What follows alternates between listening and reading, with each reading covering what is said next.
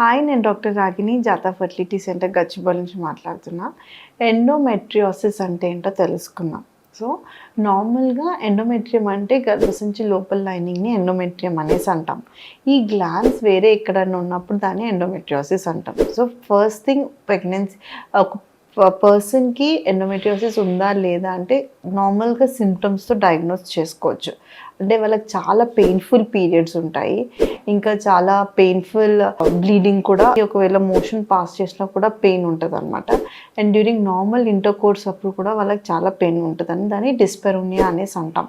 So anywhere pain ఎక్కువ సివియర్గా ఉంది, వాళ్ళ రొటీన్ యాక్టివిటీని కూడా డిస్టర్బ్ చేసేది ఉన్నట్లయితే వాళ్ళని ఎండోమెట్రియోసిస్ ఉందేమో అనేది డయాగ్నోస్ చేస్తాం.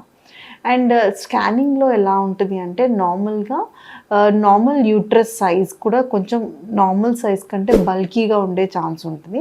అండ్ వీళ్ళకి సిస్ట్ లాగా ఉంటుంది అనమాట.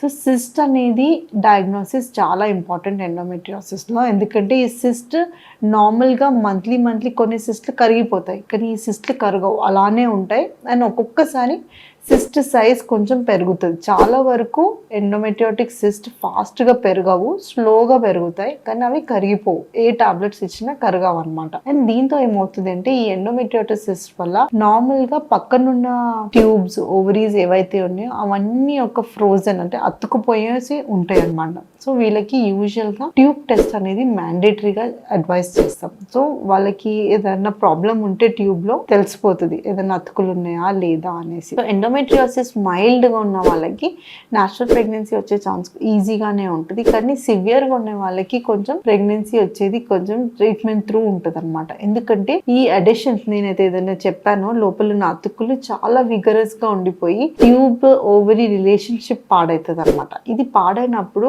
ఎగ్ అయితే ఏదైతే రిలీజ్ అవుతుందో ట్యూబ్లోకి రాదు, అండ్ స్పర్మ్ కూడా ట్యూబ్లోకి రాదు. సో దీనివల్ల ఫర్టిలైజేషన్ ఇంపైర్ అయ్యి ప్రెగ్నెన్సీ డిలే అవుతుంది. సో ఎండోమెట్రియోసిస్ ఇట్లాంటి సిమ్టమ్స్ ఉన్న వాళ్ళకి ఎంత గ్రేడింగ్ ఉందో అనేది ఫస్ట్ తెలుసుకొని దాని ప్రకారంగా ట్రీట్మెంట్కి వెళ్ళాలా లేదా అనేది డెసిషన్ తీసుకోవాలి. దీంట్లో ఏదైనా డౌట్స్ ఉన్నట్లయితే జాతాకు వచ్చి కనుక్కోండి. Thank you.